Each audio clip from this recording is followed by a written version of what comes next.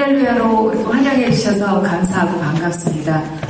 이제 우리 예배 드리실 때 하나님 앞에 하나님의 임재 느끼시고 여러분들이 정말 그 하나님의 이름을 높이시고 또 삶으로 마음으로 이렇게 예배 드리셨을 텐데요. 이제는 그 하나님 아까 우리 목사님 말씀 잠깐 들으니까 그 하나님의 말씀에 대해서 오늘 이렇게 설교해 주신 것 같아요. 그래서 이제 그 말씀으로 날마다 하나님을 만나게 되는 이제 큐티에 대한 세미나인데요.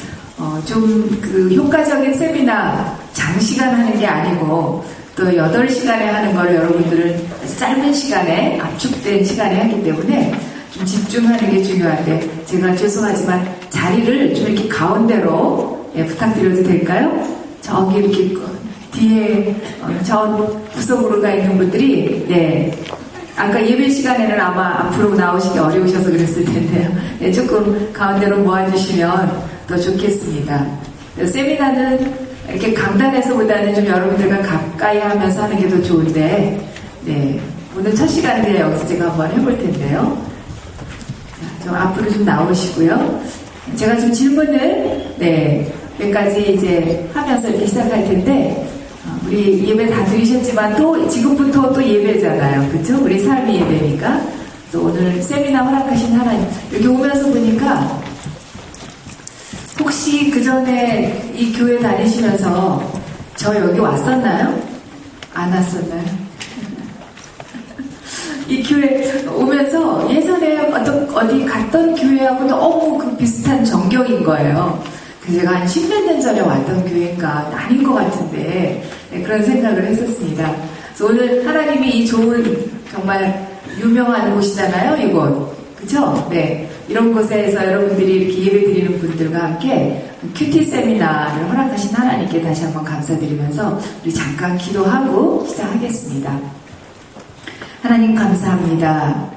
하나님 살아계시고 지금도 여전히 우리에게 여러 모양으로 다가오셔서 말씀해 주시는 하나님. 오늘은 그 하나님을 말씀을 통해서 어떻게 만나는지, 그럴 때 우리 삶이 어떻게 놀랍게 변화되고 달라지는지, 이것은 왜 꼭 해야 되는지, 이러한 것들에 대해서 나누기를 원하는데, 하나님, 오늘 이 자리에 오신 분들 마음을 활짝 열게 하시고 사모하는 마음으로 준비시켜 주시옵소서. 또한 말씀을 전하는 저에게 저의 경험이나 어떤 지식으로 전하지 말게 하시고 오직 성령의 능력과 나타남으로만 말할 수 있도록 입술을 주장하시고 저를 온전히 하나님의 도구로만 사용하여 주시옵소서. 그렇게 일해 주실 것을 믿고 감사하며 예수님의 이름으로 기도합니다. 아멘. 그동안에 큐티를 한 번도 안 해보신 분, 오늘 처음 배우려고 오신 분들은 얼마나 되세요? 큐티에 대해서 전혀 모른다. 그러면 알기는 아는데 잘 하지 않고 있다. 그런 분들은요. 나머지 분들은 그냥 일주일에 한두 번, 두세 번 이렇게 하시는 분들이십니까? 반응을 빨리빨리 해주시면 빨리 진행이 되고요. 맞습니다. 감사합니다. 우리 씩씩하게 오늘 대답을 계속 잘해주실 것 같아요. 저는 목사님이 이미 소개를 하셨겠지만 김은혜고요. 은혜예요, 이름이. 그리고 저는 1990년이니까 벌써 한 24년 전? 그때부터 큐티를 하기 시작을 했습니다. 그러면서 큐티, 교회는 예전에 학생 때부터 다녔었는데 큐티를 하면서부터 제가 정말 그 복 있는 사람이라는 걸 발견하게 됐고, 그 다음에 삶이 변화되고 내 자신이 살아나고 제 남편과 가정이 그리고 제 주변에 있는 많은 분들이 살아나는 경험을 했습니다. 그래서 그 큐티라는 것이 꼭 해야 되느냐 지금 이렇게 물어보시는 분들이 계실지도 모르겠지만 오늘 그 이유도 같이 나눌 텐데요. 저는 그 큐티를 하면서 제가 살아났고 달라졌고 다른 사람에게 나눠주고 싶은 마음이 그래서 생겼고, 그래서 그 다음부터 교회는 다니고 있지만 누림이 없는 분들에게 복 있는 사람답게 살지 못하는 분들 눈에 띄기 시작해서 그분들과 나누기 시작하면서 이제 한 20여 년 동안 큐티 사역을 해왔습니다. 그러다가 이제 또 하나님의 때가 되어서 여기까지 와서 여러분들과 오늘 같이 나누게 되었습니다. 자, 오늘은 이제 큐티가 무엇인가, 왜 해야 되는가, 어떤 유익이 있는가 이런 것부터 좀 다룰 것입니다. 여러분들은 큐티하는 방법을 배우기 위해서 오신 분들이 많을 텐데요. 이제 방법도 배워요. 오늘 후반부하고 그 다음에 다음 주는 이제 방법으로 들어가는데 방법보다 더 중요한 건 왜 해야 되는가, why를 알아야 합니다. 특별히 우리 여기 젊은 학생들도 있고 그런데요. 학생들 공부하는 학생들이 왜 공부해야 되는지를 알면 하라는 말을 하지 않아도 잘하죠. 그런데 아무리 부모들이 잔소리를 하고 푸시를 하고 그래도 왜 해야 되는지를 모르면 동기부여가 잘 되지 않습니다. 그래서 오늘은 큐티가 무엇인가, 왜 해야 되는가를 먼저 우리가 좀 생각해 보겠습니다. 자, 그럼 강의안들 받으셨습니까? 네, 큐티의 정의가 나오는데요. 이제 아무리 큐티를 다 알고 계신 분들이라고 하더라도 또다시 한번 이런 세미나인데 기본을 다시 다져보는 시간으로 가지셨으면 좋겠습니다. 그래서 큐티는 여러 가지로 정의할 수 있지만, 자, 큐티를 한번 제가 정의를 해드렸는데 여러분들이 이제 아시는 분들도 계시고 처음인 분도 계시는데요. 어떤 단어가 답으로 들어갈 수 있는지 한번 대답들을 해보셨으면 좋겠습니다. 큐티란 quiet time의 약자다라고 되어 있습니다. quiet time, 네, 조용한 시간, 경건의 시간, 주님과 나만의 시간, 말씀 묵상의 시간, 여러 가지로 이렇게 불리우고 있습니다. quiet time 많이 들어보셨죠? 그런데 이제 제가 큐티 시작할 때만 해도 사람들이 잘 몰랐습니다. 그런데 이제는 큐티, 이렇게 한국말로 큐티를 써놔도 그것이 quiet time을 의미한다는 걸 다 알고 있을 정도로 많이 알려지고 보급이 되고 있습니다. 자, 그래서 큐티란 quiet time의 약자로 하나님의 무엇을 통해? 말씀을 통해 누구와? 하나님과 어떻게 만나는 거예요? 단체로 만나는 게 아니라 1대1로 교제하는 시간이다. 이것이 큐티의 정의입니다. 네. 자, 큐티가 뭐 하는 시간이에요? 더 짧게 얘기한다면 뭐예요? 하나님과 만나서 교제하는 시간. 만나는 시간인데 만나면 그 만남 속에서 이루어지는 게 뭐냐면 교제죠. 그죠? 네. 근데 하나님은요, 이렇게 자연을 바라다 보면서 저기 지금 이렇게 나뭇잎이 막 흔들리는데 그 나뭇잎이 흔들리는 걸 보면서도 하나님 만날 수 있어요? 없어요? 있습니다. 또 형제의 모습 속에서, 자매의 모습 속에서도 하나님의 형상을 보고 만날 수 있고요. 또 예배 중에 찬양을 하다가 만날 수 있습니다. 자, 이렇게 여러 방법으로 여러 모양으로 하나님 만날 수 있는데 큐티에서의 하나님과의 만남은 무엇을 통한 만남이라고요? 말씀을 통한 만남입니다. 그래서 성경의 그 말씀, 성경이라는 그 하나님의 말씀 속에 하나님이 거하고 계신 거예요.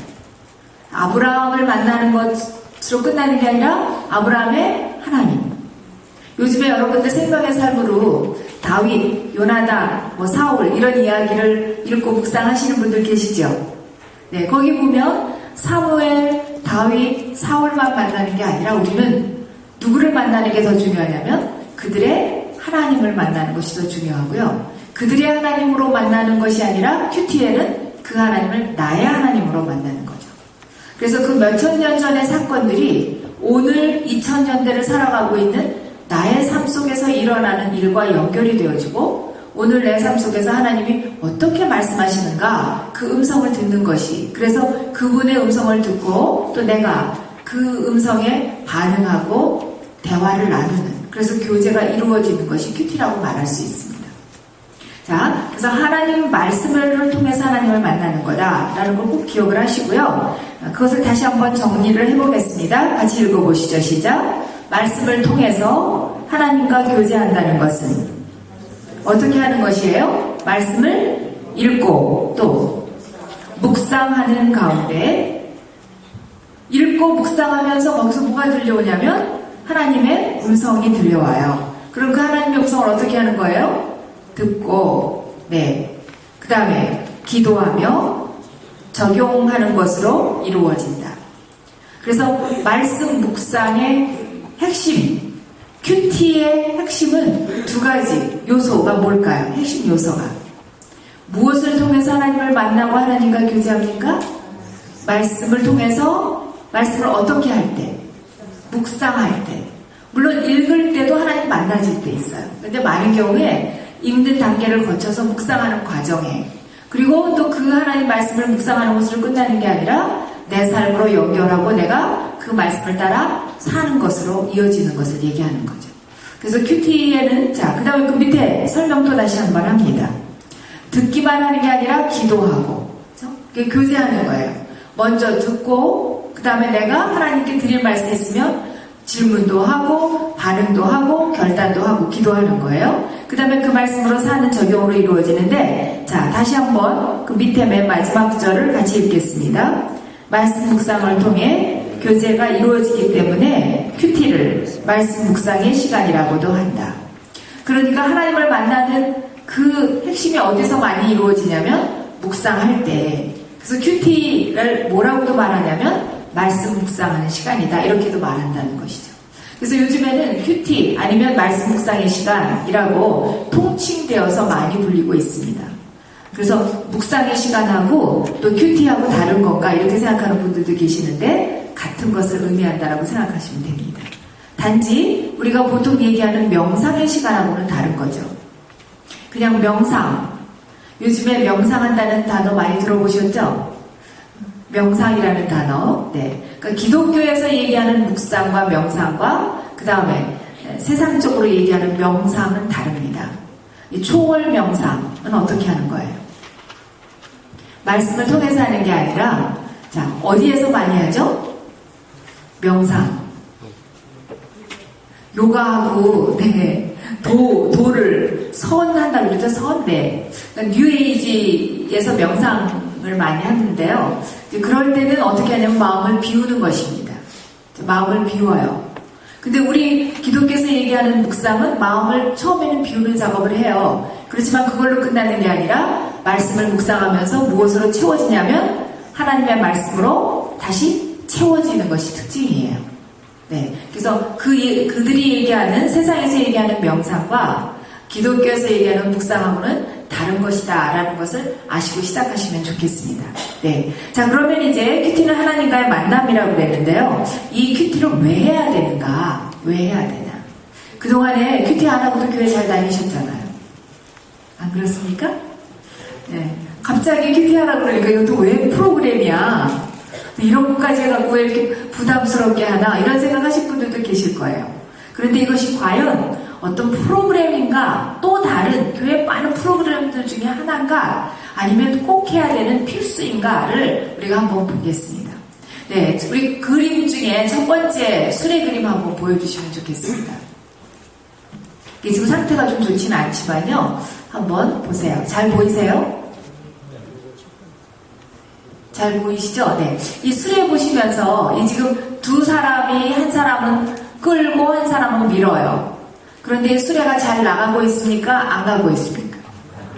안 가는 거 어떻게 아셨어요? 네, 바퀴가 자 둥그런 바퀴가 없으니까 있습니까? 있어요? 없어요? 있어요. 그 안타까움을 느끼시죠? 네.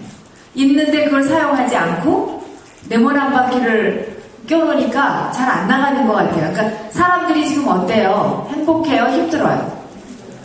힘든 거 어떻게 알았어요? 땀이 막 나네요. 네. 그러니까 이걸 보고 우리는 뭐라 그러죠? 이런 걸 보고 뭐 한다? 바보같이 산다. 그죠? 네. 이 수레는 우리 인생이 될 수도 있고요. 신앙생활이 될 수도 있어요. 그런데 저렇게 뭔가 안에서 문제가 있는 게 아니네요. 이걸 보니까. 막 애를 쓰는 거예요. 막 끌고 밀고 그래요. 그런데도 안 나가요. 자, 그렇다면 둥그런 바퀴가 있는데도 사용을 하지 않으니까 그야말로 고생을 바가지로 하는 거죠. 이렇게 여러분들이 지금 큐티로 들어가기 전에도 들려오는 교훈이 있을 거예요. 깨달아지는 것들이 있으실 거예요. 자, 그럼 이제 문제를 해결해야 되잖아요. 어떻게 해결하면 돼요? 바퀴를 갈아 끼면 돼요. 예, 그 다음 그림 볼게요. 갈아 꼈어요. 그랬더니 어떻게 달라졌어요? 큐티 하시려면, 묵상하시려면 관찰을 잘 하셔야 돼요. 말씀을 하나하나 촘촘히 읽으시면서 잘 살펴보셔야 되거든요. 자, 이 그림을 관찰 한번 해보세요. 뭐가 달라졌어요? 바퀴 하나 갈아 꼈더니 달라진 점. 힘들지 않고 또 돛을 다른 건 뭘 말해주는 걸까요? 네. 자, 사람들이 끌고 밀어요? 아니에요. 올라탔네요. 그런데도 이 수레는 가는 것 같아요? 안 가는 것 같아요? 가는 것 같아요. 어떤 힘에 의해서? 바람에 의해서 가는 것 같아요. 그러니까 둥그런 바퀴 갈아 꼈더니 돛을 담간 아마도 이 바람만 불어도 간다라는 걸 말해주려고 그려놓은 것 같아요. 그죠? 네. 자, 그러면 저 둥그런 바퀴를 갈아 꼈더니 수레가 잘 가는 거예요. 애쓰지 않아도. 그러면 수레가 잘 가기 위해서는 둥그런 바퀴는 있어도 되고 없어도 되는 그런 옵션입니까? 아니면 꼭 필요한 필수입니까? 기본입니까? 필수고 기본이에요. 우리 인생도요, 또 우리 신앙생활도 이렇게 보면 특별히 우리 신앙생활에 이제 초점을 맞춰볼게요. 하나님이 보실 때는 예수 믿는다라는 게 첫 번째 수레처럼 사는 걸까요? 아니면 두 번째처럼 사는 걸까요? 두 번째처럼. 그래서 이제 우리 예수 믿으면 내가 사는 것이 아니요, 내 안에 그리스도가 사시는 것이다, 이렇게 말합니다. 근데 여러분들은 이제 신앙생활 얼마나 했는지 제가 다 한 분 한 분들의 사정을 모르지만 신앙생활 하면서 뭔가 애는 쓰는데 기쁨과 평강과 어떠한 그 시큐어한 거, 또 감사한 거, 이런 것보다는 뭔가 그냥 이렇게 벅차고 힘들고 짜증나고 그러지는 않으시는지요. 예수 믿는다는 건 두 번째처럼 내 힘이 아니라 이제 성령의 힘으로, 그쵸? 이렇게 행복한, 환경이 좀 힘들어도 기쁜, 감사가 넘치는, 이것이 예수 믿는 거 아니겠어요? 여러분들은 지금 첫 번째 수레입니까? 두 번째입니까? 대답 안 하셔도 돼요. 그렇지만 오늘 심각하게 한번 생각해 보세요. 여러분 어떻게 사시고 싶으세요? 첫 번째처럼, 두 번째처럼? 두 번째처럼. 두 번째처럼 살려면 근데 뭐가 필요합니까? 둥그런 바퀴. 근데 안타까운 건 있는데도 안 사용하는 분들이 있다는 것이죠. 그리고 우리 신앙생활 하는데 필수가 있다는 얘기 아니에요. 기본적으로 해야 되는 게 있다는 거예요. 어떻게 살려면? 두 번째처럼 성령 충만해서 내가 애쓰지 않아도 성령의 힘으로 하나님이 주시는 그 삶을 넉넉히 예수 그리스도의 수준으로 살아갈 수 있는 거예요. 그쵸? 네, 그렇게 하기 위해서는 필수적으로 해야 되는 게 있어요. 그게 뭐라는 거예요, 오늘? 그쵸? 이거 눈치로 대답하셔야 되죠. 큐티 세미나 하는데 답이 뭐겠어요? 네. 그러니까 하나님 믿는 사람들이 하나님을 만나는 것, 교회 와서 여러분들이 일주일에 한 번 만나는 거는 교회 다니는 분들은 하세요. 그런데 일주일에 한 번이 아니라 날마다 말씀을 통해서 하나님을 만나는 것이 두 번째처럼 사는, 성령으로 충만해지고 그 성령의 힘으로 살아서 웬만한 환경은 넉넉히 극복하고 기쁨, 가진 게 별로 없어도 스펙이 빵빵하지 않아도 권세와 힘과 이런 게 없어도 좀 행복하고 기쁘게 살 수 있는, 그게 예수 믿는 거잖아요. 그렇죠? 네, 그렇게 살 수 있는 기본이 뭐냐면 바로 날마다 하나님 말씀을 통해서 하나님을 만나는 것이다 라는 것입니다. 그러니까 큐티는 어떤 교회의 또 다른 프로그램이 아니네요. 그렇죠?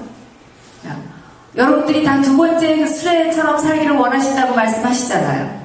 그러니까 예수님의 그 생명력을 날마다 공급받고 그분의 힘으로 성령 충만해서 기쁨과 감사와 평강과 이런 걸 누리면서 또 전하는 그러한 삶을 살기 위해서는 필요한 필수입니다. 나는 이렇게 살고 싶지 않아. 난 첫 번째 수레처럼 살아도 괜찮아. 그런 분들은 안 하셔도 돼요. 그죠? 네. 그냥 그렇게 사세요.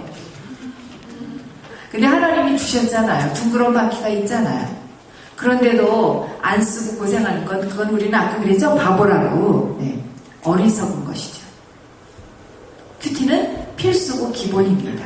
네. 자, 그러면 이제 다시 그 이유를 시편 1편 1절에서 3절을 통해서 다시 한번 보겠습니다. 이 시편 1편은 묵상이라는 단어가 나옵니다. 그래서 큐티라는 단어는 성경에 나오지 않습니다. 아까 말씀드렸죠? 큐티라는 것은 하나님 말씀을 묵상하는 것이다 라고 말씀드렸죠. 그래서 이 시편 1편에서 얘기하는 그 묵상을 큐티로 이렇게 생각을 하시면서 읽으셔도 됩니다. 자, 여러분들 암송하시는 분들도 계실 텐데요. 읽으시면서 우리 한 두 번은 소리 내어서 읽고 한 번은 속으로 읽으시면서 첫 번째 단어가 뭐냐면 복 있는 사람은 이렇게 나와요. 복 있는 사람. 우리 복 다 좋아하잖아요. 네. 그 시편 1편 150편이라는 시편 아주 많은 분량인데요. 그 150편이라는 시편의 문을 열어주는 1편. 또 그 1편의 맨 앞에 나오는 단어가 복이에요. 복. 그러니까 우리도 다 복을 좋아하지만 하나님도 우리가 복 있는 사람으로 살기를 원하시죠. 네. 그래서 시편 1편에서 자, 복 있는 사람은 어떤 사람이라고 하는지 어떻게 살아야 된다고 하는지를 생각하시면서 읽겠습니다. 자, 같이 한번 읽어보실까요? 두 번 읽겠습니다. 시작. 복 있는 사람은 악인의 길을 쫓지 아니하며 죄인의 길에 서지 아니하며 오만한 자의 자리에 앉지 아니하고 오직 여호와의 율법을 즐거워하여 그 율법을 주야로 묵상하는 자로다. 저는 시냇가에 심은 나무가 시절을 쫓아 과실을 맺으며 그 잎사귀가 마르지 아니함 같으니 그 행사가 다 형통하리로다. 네, 자, 그림을 그려보시면서 한 번 더 읽겠습니다. 어떤 그림이 그려지는가 보시면서 다시 읽겠습니다. 시작. 복 있는 사람은 악인의 길을 쫓지 아니하며 죄인의 길에 서지 아니하며 오만한 자의 자리에 앉지 아니하고 오직 여호와의 율법을 즐거워하여 그 율법을 주야로 묵상하는 자로다. 저는 시냇가에 심은 나무가 시절을 쫓아 과실을 맺으며 그 잎사귀가 마르지 아니함 같으니 그 행사가 다 형통하리로다. 네, 자, 시편 1편 이렇게 읽어보니까 우리는 복 있는 사람이 되려면 어떻게 해야 되지? 그런 관심을 갖고 읽으셨을 거예요. 그런데 이 말씀을 거듭거듭 읽고 묵상할수록 하나님께서 이것은 우리에게 복 있는 사람이 어떻게 되는가에 대해서 말씀하시기보다는 복 있는 사람은 이렇게 살아라 라고 말씀하고 계시다는 것이죠. 이미 하나님 믿는 사람들은 어떤 사람들이에요? 복 있는 사람들 아닙니까? 그쵸? 그래서 그 하나님을 믿는다고 하는 사람들은 어떻게 살아야 하는지, 그리고 그 하나님이 원하는 그 삶을 살아갈 때는 어떤 결과가 오는지를 말해주고 있다고 볼 수가 있습니다. 자, 그러면 이 복 있는 사람은 무엇으로 비유를 하고 있죠? 어떤 그림을 그리셨어요, 여러분들은? 나무를 그렸습니다. 그런데 사막에 심어져 있는 나뭇잎이 누렇게 그냥 말라 비틀어져 있는 그런 나무입니까? 아니면 시냇가에 심겨져 있어서 어떤 나무예요? 과실을 맺고 또 잎은 네, 마르지 않고 늘 푸르른 나무입니다. 그러니까 복 있는 사람은 그림으로 하나님이 딱 보여주시는데 어떤 나무 같다는 거예요? 잎이 푸르르고 열매가 풍성한. 근데 그 예레미야 17장에 보면 이 맥락으로 같은 말씀이 있는데요. 거기 보면 가뭄이 와도 더위가 와도 잎이 청청하다라고 되어 있습니다. 자, 시냇가에 심겨져 있는 나무는 더위가 안 온다라는 것이 아니라 더위가 와도 어때요? 그 더위를 타지 않는다는 것이죠. 다른 말로 바꿔보면 환경에 구애받지 않는다라는 것이에요.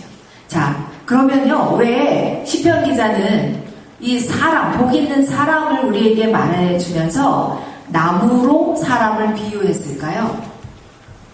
이런 질문들을 제가 지금 드리고 있는데 이것이 묵상할 때 묵상하는 포인트들입니다.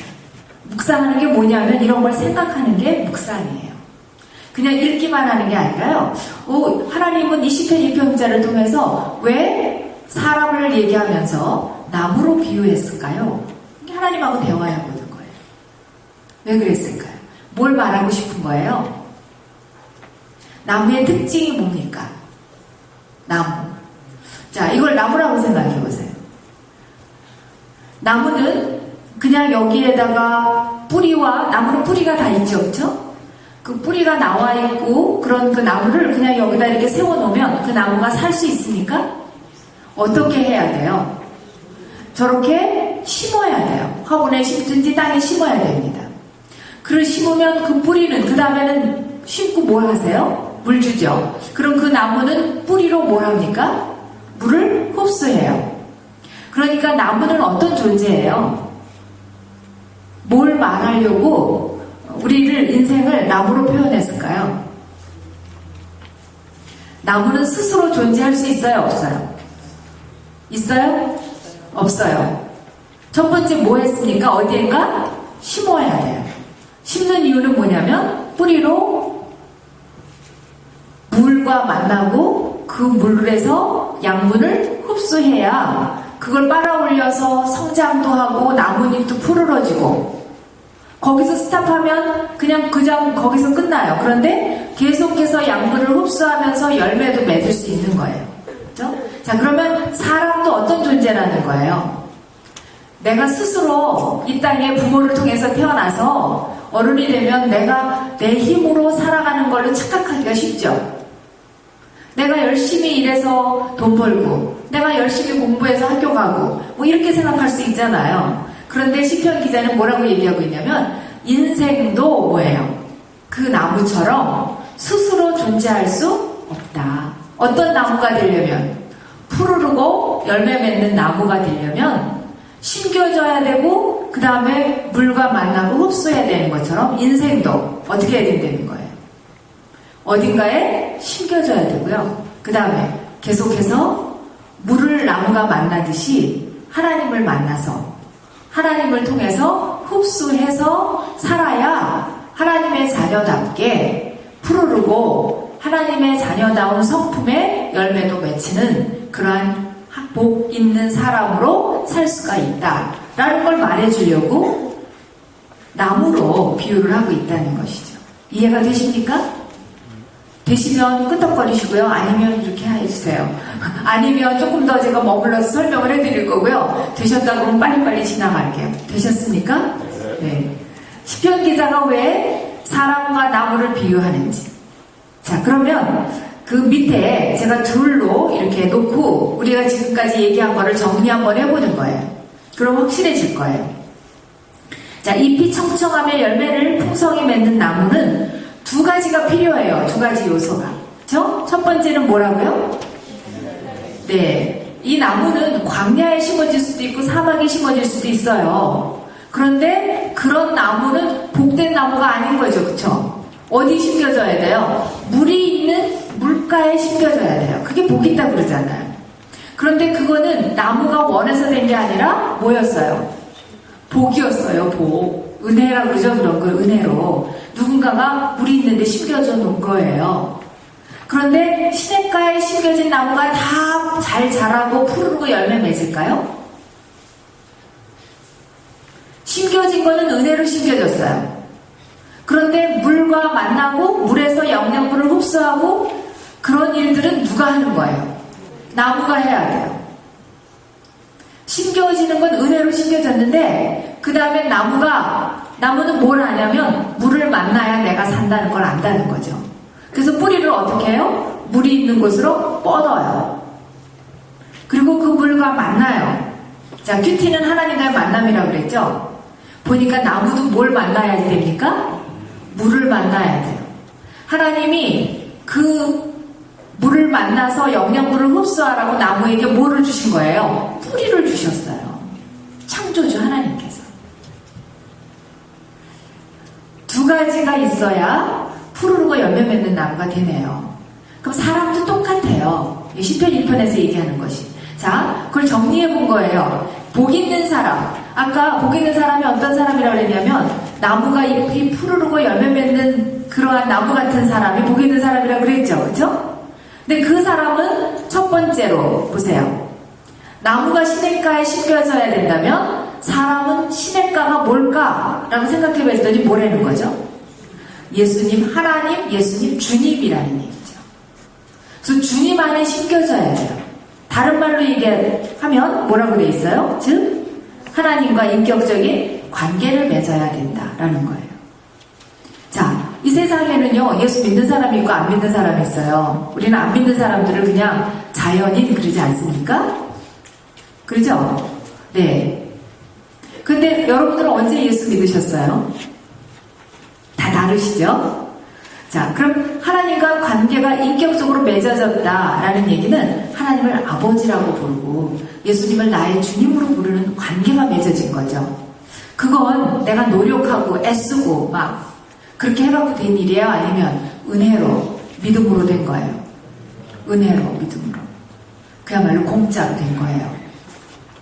내가 애써서 된 게 아니에요. 그런데 아까 똑같은 원리예요.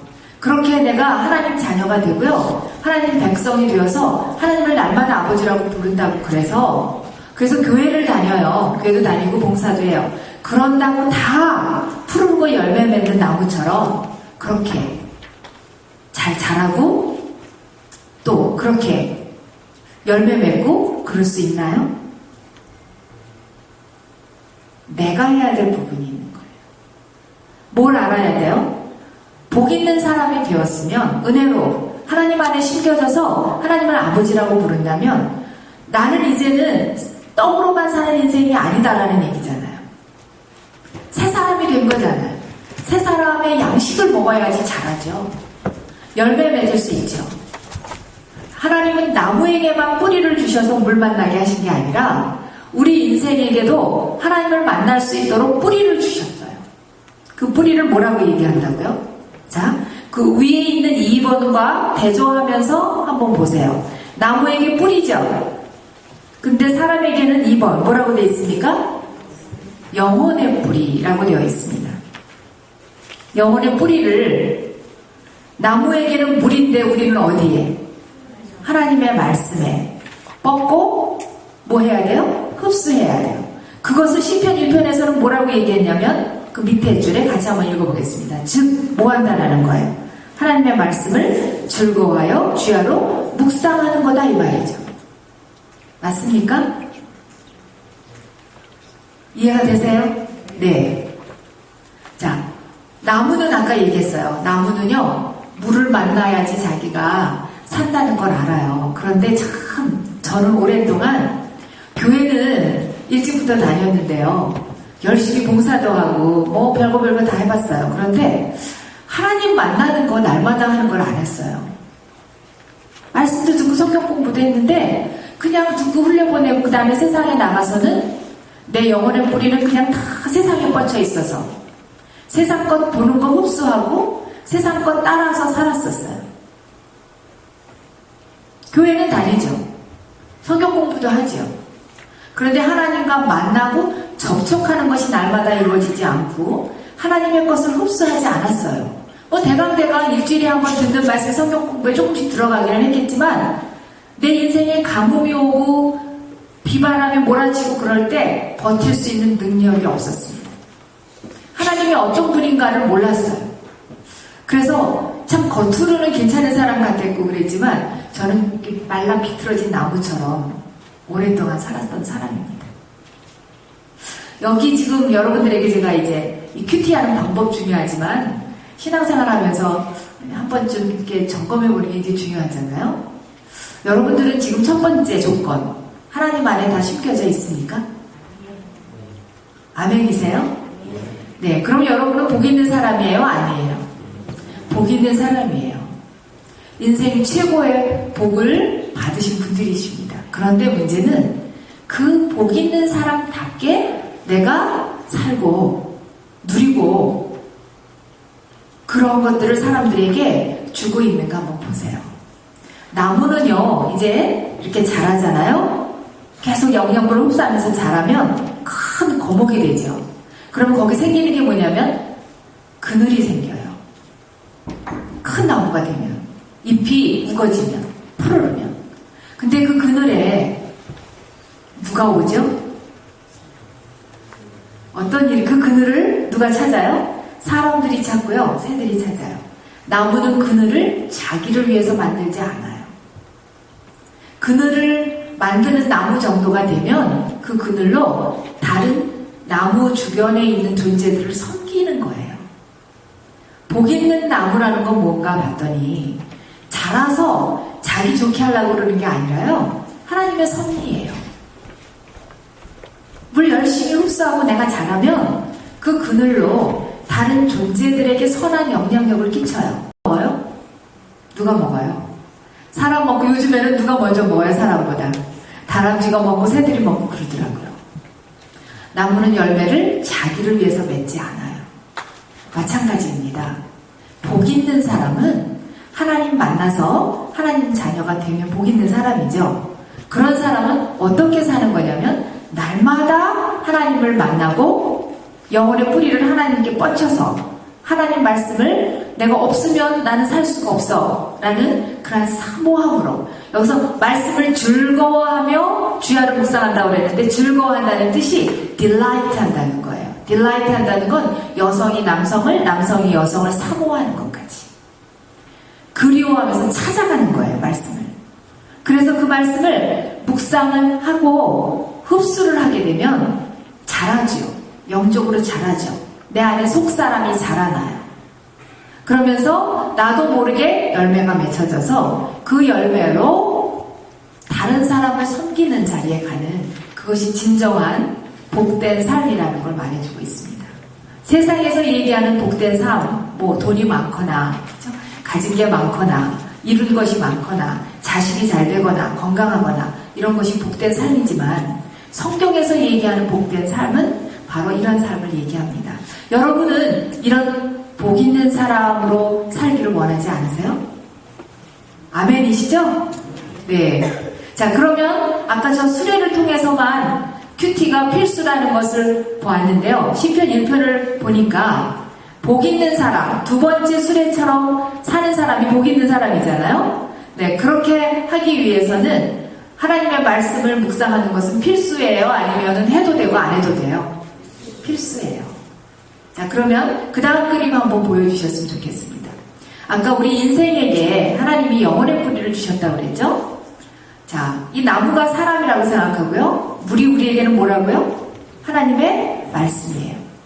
그럼 묵상한다는 것은 뭘 말하는 거냐면 흡수한다라고 볼 수 있겠죠? 네, 여러분들이 성경 공부를 하고 하나님의 말씀을 듣고 읽어도 흡수가 되지 않으면 여러분하고는 상관이 없어요.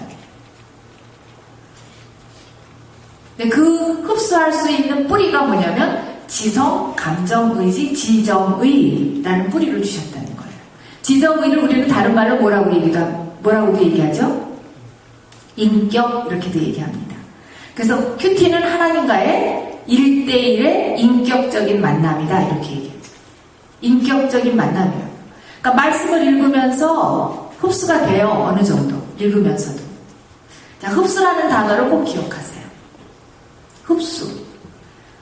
아무리 좋은 약이 있어도요, 이거를 내가 먹고 흡수하지 않으면 나에게 이 약 효과가 나타나지 않습니다. 성경 말씀이 아무리 구약과 신약 약이잖아요. 그쵸? 구약과 신약 아무리 먹어도 부작용이 없는 약 뭐예요? 구약과 신약 성경 말씀이잖아요.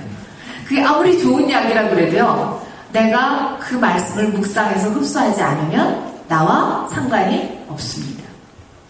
그래서 이제 우리는 지성과 감정과 의지라는 뿌리를 가지고 말씀을 읽기도 하고 생각하기도 하고 지성으로. 그런데 그걸로만 끝나는 게 아니라 큐티는 가슴으로까지 내려와서 느끼는 거예요. 하나님의 사랑이 어떤 사랑인가를 자꾸 느끼고 하나님이 어떤 분인가를 머리로만 아는 게 아니라 가슴으로까지 알고 그 하나님을 가슴으로 접촉하고 이러면서 내 의지가 누구를 따라가겠어요? 어떤 말씀을, 어떤 일을 결정하고 선택할 때 하나님의 말씀을 선택하죠. 내 의지가. 그리고 그것을 따라가게 됩니다. 자, 시편 1편 1절 다시 한번 읽어볼까요? 뭐라고 되어 있어요? 복 있는 사람은 악인의 길을 쫓지 아니하며 죄인의 길에 서지 아니하며 오만한 자의 자리에 앉지 아니하고 이렇게 되어 있어요. 복 있는 사람은요, 악인의 길을 쫓지 않아요. 그런데 악인의 꾀가 뭡니까? 사기꾼?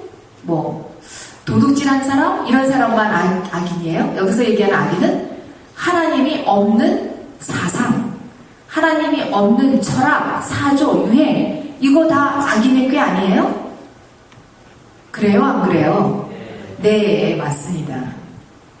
근데 교회를 다니면서도 우리는 세상에 나가서 살다 보면 윤리도덕적으로 큰 죄가 안 된다 그러면 그냥 이 악인의 꾀를 쫓아갈 때가 너무나 많아요. 근데 복 있는 사람은 그걸 쫓아가는 게 아니래요. 근데 삶 속에서 그걸 내가 쫓아가야지 결심하고 쫓아가는 사람은 없어요. 쫓아가지 말아야지, 뭐 하지 말아야지 그러는데 잘 안 되거든요. 그런데 그것을 안 할 수 있는 비결이 뭐냐면 하나님의 말씀을 주야로 묵상을 하게 되면 지성과 감정의 뿌리를 가지고 생각하고 느끼다가 보면 어떤 일을 딱 만났을 때 악인의 꾀를 쫓기가 쉬워요? 아니면 하나님의 뜻을 따라가기가 쉬워요? 하나님의 뜻을 선택하기가 쉽죠. 그러니까 내가 이거 하지 말아야지 한다고 그게 되는 게 아니라 하나님의 말씀을 묵상하다 보면 하나님의 것을 선택하는 길로 가게 되니까 악인의 꾀는 저절로 안 따라가게 되는 것이죠. 이게 복 있는 사람이 사는 섭리예요. 큐티를 하게 되면 나도 모르게 그래서 지성, 감정, 의지로 하나님의 말씀을 흡수하게 되면 열매가 자꾸 맺히는 거예요. 그래서 그 열매가 예수님의 성품의 열매, 화를 막 내고 짜증내고 그랬던 사람이 온유한 예수님의 성품으로 변하게 되고요. 불평만 하던 사람이 감사의 입술을 바뀌게 되고요. 하나님이 좋아하시는, 기뻐하시는 사역을 하는 외적인 사역의 열매가 맺히게 되고요. 자, 이런 삶을 여러분들 사시고 싶으시죠? 네, 그래서 큐티는 왜 합니까? 이유를 여러분들이 이제 다시 정리를 스스로 한번 해보세요. 그 밑에 제가 보면 그 큐티를 하게 되면 유익이 여러 가지가 있다고 소개를 해드렸는데 그거는 큐티를 하게 될 때 따라오는 유익이에요.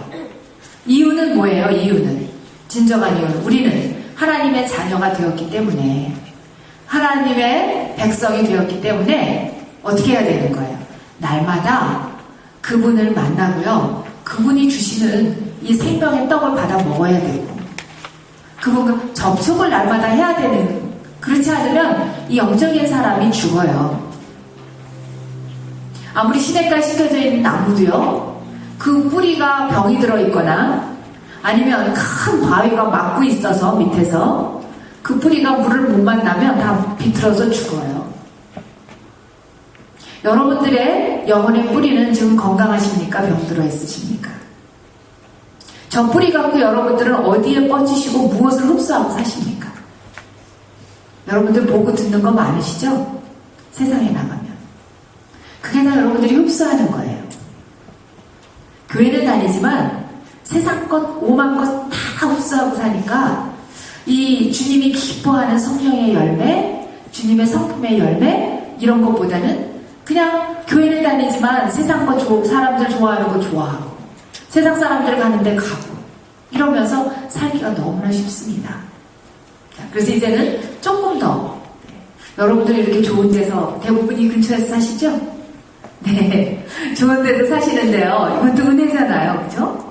네, 그런데 이제는 정말 시냇가에 심겨진 나무로 하나님의 말씀 날마다 만나면서 이렇게 접촉하고 흡수했으면 좋겠습니다. 접촉, 만남 기억하세요? 그 다음 그림 한번 볼까요? 자, 이 그림은 누가 그린 어떤 그림이에요? 우리 학생들 한번 얘기해 볼래요? 제목. 응? 네, 무슨 제목이 뭐예요? 제목. 자, 엄마들이 한번 얘기해 보실래요? 천지창조. 그죠? 네.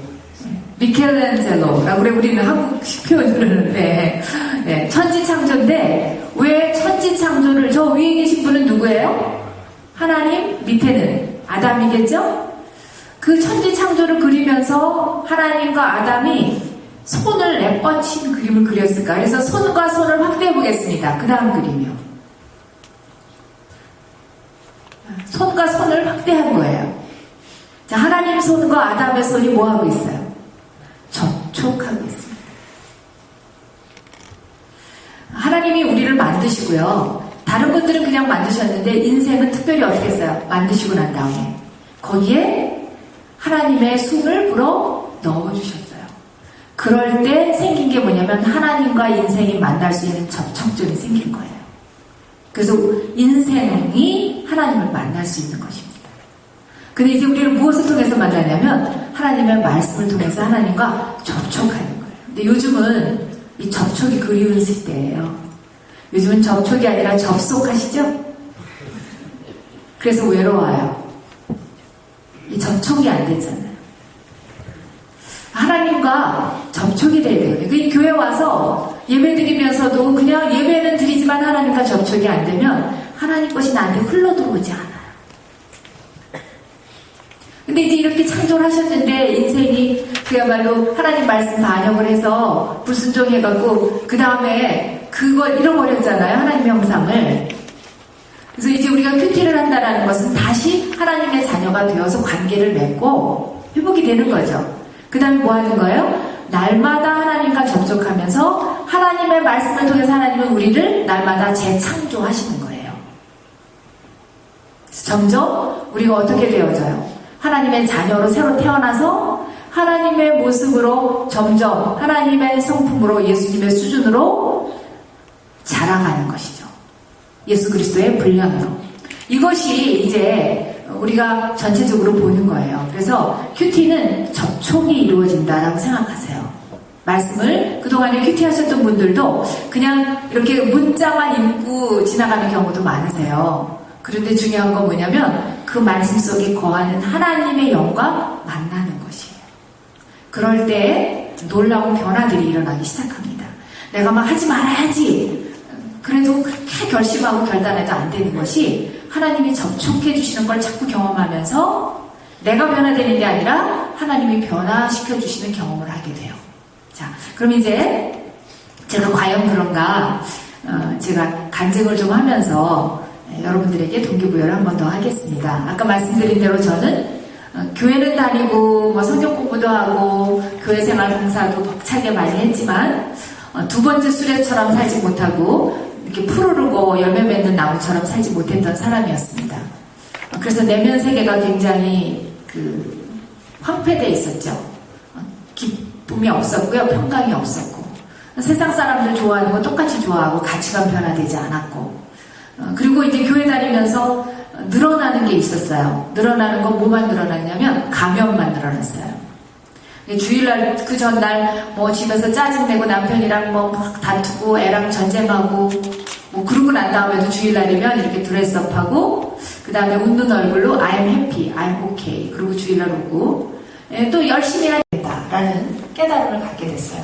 성경을 펴고 보니까 저희 집의 생명의 삶이 2년 동안 잠자고 있었는데 제가 있는지도 모르고 있었던 생명의 삶이라는 큐티 교재가 눈에 띄었어요. 90년 1월이었는데 88년도 7월호 8월호가 우리 집에 이렇게 두 권이 꽂혀 있는 거예요. 근데 그게 있는지도 몰랐어요. 저희 남편은 이제 오늘 같이 왔는데요. 저희 남편 주재원으로 왔었어요. 83년도에 여기 LA 주재원, 뉴욕에서 주재원으로 왔다가 이제 89년도에 사표 내고 들어오는, 88년도에 사표 내고 들어오는데 한국에서 공항에 나왔던 직원이 선물을 한 거였어요. 근데 그 당시에 그런 게 무슨 책인지도 몰랐고요. 큐티라는 건 들어보지도 못했었어요. 그래서 그냥 버리지 않은 게 다행이죠. 우리 집에다 갖다 이렇게 꽂아놓은 거예요. 근데 제가 그때 이제 곤고한 마음으로 내가 예수를 이렇게 믿는다고 하는데 내가 믿는 그 대상이신 주님을 너무 모른다. 내가 하나님을 몰라서 망할 뻔한 존재구나, 하나님 자녀라고 하면서 그런 걸 깨닫고 그 다음에 이제 그 말씀을 피기 시작했을 때 그 생명이라는 두 단어에 제가 꽂혀서 이게 무슨 책이지? 그러고 이렇게 뽑아보니까 그때 당시에 88년도에 누가복음이 큐티 스케줄로 되어 있었습니다. 그래서 90년 1월에 88년도 7월로 누가복음을 갖고요. 제가 성경을 이렇게 읽는 것도 있구나. 그래서 그 하루하루 분량대로 하라는 대로 읽고 또 나에게 주시는 말씀이 뭔가를 찾고 거기서 하나님은 어떤 분인가, 내가 어떻게 하기를 원하시나, 이렇게 그 큐티를 독학을 하면서 시작을 했습니다. 근데 그때부터 저에게 나타난 이제 달라진 건 뭐였냐면 제 영혼의 뿌리가 하나님을 정말 사모하면서 찾아간 거였어요. 그리고 그 말씀에 내 뿌리를 뻗치고 하나님이 어떤 뿌리지? 지성으로 생각하고 느끼고 하면서 하나님이 원하는 삶으로 살려고 제가 의지를 그 말씀을 따라서 선택하는 훈련을 그 말씀을 통해서 하기 시작한 거예요. 그래서 이제 그때 처음에 제가 그 누가복음을 하면서 묵상하고 적용했던 말씀이 24년 전 이야기인데 제가 지금도 기억하고 있죠. 첫 번째 말씀이 뭐였냐면 그날 그 오병이어 기적의 말씀이었어요. 여러분 잘 아시죠? 오병이어. 네. 뭐예요? 떡 5덩어리와 생선 2마리로 5,000명이 남자만 5,000명이 넘는 사람들을 다 먹이고도 남았다. 그러니까 예전에는 제가 그 내용을 다 알죠. 그래서 기적을 일으키는 말씀이구나 이런 걸 알고 있었는데 나하고는 상관이 없었어요. 기적을 일으키셔서 사람들을 배불리 먹이신 예수님만 생각했는데 큐티라는 것은요 이제 그 중요한 핵심이 아니더라도 자기에게 다가오는 부분이 있는 거예요. 근데 그날 있는데 어떤 부분이 저한테 이렇게 확 왔냐면 예수님이 그냥 제자들에게 나눠주라고 그렇게 하시는데 어떤 방법으로 그것이 불어났는지는 성경에 써있지 않지요. 어떻게 불어났는지 어떻게 나눠주는지는 몰라요. 그런데 뭐라고 말씀하시냐면 사람들을 50명씩 무리를 지어서 앉혀라 라고 되어 있어요. 그러니까 예전에 그냥 쭉쭉 읽어갈 때는 그거는 그런 말씀이 있는지도 몰랐어요. 근데 이제 큐티 오늘 제가 이제 지금 여러분들에게 이런 얘기를 나누는 데는요 묵상을 어떻게 하는지도 여러분들이 배울 수 있는 거예요. 그래서 이제 제가 읽을 때 그냥 쭉쭉 읽은 게 아니라 꼼꼼히 토시 하나도 빼지지 않고 이렇게 읽는 거죠. 그렇게 읽는 중에 발견한 게 뭐냐면 예수님이 50명씩 무리를 지어서 앉히신다는 거였어요. 그래서 이제 그때 제가 주님에게 질문을 한 거죠. 그냥 나눠줄 수도 있는데 왜 예수님은 50명씩 무리를 지어서 앉히셨어요? 그때 저한테 온 깨달음이 있어요. 그게 뭐냐면 5,000명이 넘는 숫자를 먹였다라는 걸 기록하고 있는데 그 한 사람 한 사람을 다 세어서 5,000명을 센다면 그것도 보통 일이 아니잖아요. 그런데 이미 50명씩 그룹이 져 있으니까 그 그룹만 세면 얼마라는 숫자가 금방 나왔을 것 같아요. 그걸 보면 예수님은 굉장히 질서가 있으신 분이시구나 라는 깨달음이 왔어요. 50명 그냥 막 우르르 몰려가서 먹는 게 아니라 먹을 때 50명씩 무리를 지어서 앉히니까 얼마나 질서가 있었겠어요. 아, 예수님이 질서 있으신 분이구나. 그 기적을 나타낸 분으로만 알았는데 제가 거기서 만난 예수님은 질서의 예수님이었어요. 그래서 그날 제가 뭐라 그랬냐면 그 큐티하는 시간에 하나님 오늘 제가 삶 속에서 질서 지키겠습니다. 그런데 구체적으로 어떠한 일의 질서를 지켜야 될지는 생각이 떠오르지 않았어요. 그리고 이제 처음 큐티할 때라 어떻게 해야 되는지도 잘 몰랐고요. 그런데 제 마음은 항상 그 큐티를 시작하면서부터는 그날 주신 말씀으로 내가 어떻게 하든지 그 말씀을 따라서 살아야 되겠다 그런 마음이 있었던 거예요. 그래서 이제 그렇게 오늘 질서 있는 삶을 살겠습니다라고 기도를 하고는 하루 종일 사는데 연결된 게 없었어요. 근데 저녁 때 이렇게 저녁을 먹고 그로서리를 보러 마켓을 갔는데요. 저녁 밤이라서 그런지 파킹랏에 들어가는데 한산했어요. 파킹랏에 차들이 안 서 있더라고요. 그럼 예전에는 저는 그렇게 파킹랏에 들어갈 때 차가 서 있지 않으면 이제 예를 들면 저기 그 마켓 문이라고 그러면요. 여기 파킹랏이잖아요. 그럼 제가 이제 여기서 이렇게 들어오면 차가 여기 중간에 없으면 저는 이렇게 쭉 대각선으로 가서 그 앞에 가서 쓰는 거예요. 여러분은 안 그러시죠? 어떻게 해야 되는 거죠?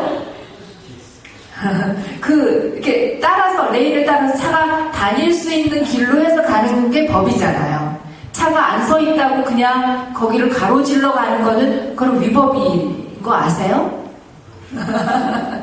근데 그날도 그냥 이렇게 쭉 가려고 그러는데 질서의 예수님이 떠오르는 거예요. 그래서 제가 그냥 가려고 그러다가 제 의지를 누구를 따라서 하나님, 내가 만난 하나님을 따라서 제가 사람들 보지도 않는데 차도 없는데 이렇게 돌아서 가서 그 앞에 섰어요. 그리고 이제 그로스를 다 보고 나와서 트렁크에다가 물건을 다 싣고요. 카트를 이렇게 사람들이 있을 때는 저 옛날에는 사람들이 있으면 갖다 놓는 자리에 갖다 놔요. 근데 사람들이 없으면은요 그냥 차 옆에다 쓱 놓고 그냥 와요. 그런데 그날도 밤이니까 뭐 톡톡 비었으니까 그 옆에다 사진 이렇게 놓고 올리고 그러는데 그때 질서의 예수님이 또 떠올랐어요. 그래서 사람들도 아무도 안 보는데 제가 그 카드를 끌고 그 마켓 앞에 카트 놓는 데다 갖다 끌어다 놓고 그러고 차를 탔어요. 그리고 이제 집에를 가는데 그때 제 마음속에 예전에 경험하지 못했던 기쁨이 이렇게 올라오는 거예요. 그 예수님이 2000년 전에 오병이어를 일으키는 그 기적의 예수님이 성경에만 있는 게 아니구나. 그분이 그 질서있게 먹이신 그분이 오늘 내 삶 속에도 저벅저벅 걸어 나오셔서 내 삶에도 관여하시는구나. 그 하나님이 나와 말씀으로 같이 가고 있다는 것을 처음 느꼈던 말씀이에요. 그러면서요, 제가 교회를 다니면서도 그렇게 뭐 큰 길에서는 티켓 뛸까봐 교통질서도 지키고 그러지만 사람 안 보는 데서는 뭐 그러고 살았던 사람이거든요. 부끄럽지만. 그런데 그 다음부터는 말씀 때문에 그런 거 하나하나를 하나님이 뭘 원하시는지 삶의 지배를 받기 시작을 했어요. 그러다가 이제 저희 남편은 이제 제가 그 학교 다닐 때 만난 사람이라 친구같이 사이는 좋은데요. 존경심이 잘 안 생겼었어요. 그 더군다나 교회를 저 때문에 미국에 와서 라이드 하다가 이제 다니게 됐고 그랬던 사람이라 제가 이렇게 영적으로 존경을 더 못했어요. 근데 성경을 이렇게 제가 묵상하다 보니까 자꾸 아내들에게 남편에게 순복하라는 말씀이 나오잖아요. 그래서 제가 하나님 좀 기다리세요. 우리 남편이 저보다 더 영적으로 성숙해지면 제가 그때 우리 남편에게 순복하겠습니다. 그러면서 이제 지나갔는데 그날은 베드로전서 3장 1절을 묵상을 하는데 그런 말씀이 나왔어요. 아내된 자들아 이와 같이 자기 남편에게 순복하라. 또 그런 말씀이 나와서 하나님 좀 기다리시라니까요. 그러고 지나가려고 그러다가 이와 같이라는 말씀 때문에 제가 다시 한번 머물렀어요. 그래서 그 말씀을 다시 봤어요. 아내된 자들아 이와 같이 자기 남편에게 순복하라. 이는 혹 도를 순종치 않는 자라도 아내의 말로 말미암지 않고 행위로 말미암아 구원을 얻게 함이라. 그래서 이와 같이라는 게 뭘까? 그리고 이와 같이라는 뜻을 알기 위해서는 그 바로 윗부분을 봐야 되죠. 3장 1절이니까 2장 마지막 부분을 봤더니 예수님 얘기가 나오는 거예요. 예수님이 죄도 없으신데 죄 있는 우리를 위해서 십자가 위에서 돌아가실 때 자기에게 핍박하고 위협하고 그런 사람들에게 예수님이 욕하고 그러지 않으시고 오직 공의로 심판하는 하나님께 부탁하고 돌아가 주셨다. 그래서 죄 있는 우리가 의롭게 됐다라는 얘기예요. 그러니까 이와 같이라는 뜻은 뭐냐면 저는 남편에게 순복하지 않고 조금 하나님께 기다리라고 했던 이유가 남편이 나보다 미숙하니까. 그래서 조금 더 성숙해지면 제가 순복하겠다 그랬는데 그게 이유가 되지 않는다라는 걸 깨달은 거예요. 이와 같이라는 게 뭐예요? 죄 없으신 예수님이 죄 있는 우리를 위해서 어떻게 되신 거라고요? 죽어 주신 거예요. 힘이 없어서가 아니라 우리를 구원하시기 위해서 죽어 주신 거더라고요. 그래서 구원을 받은 거예요. 그러니까 도를 순종치 않는 남편이라도라는 얘기는 뭐냐면 믿지 않는 남편이라도.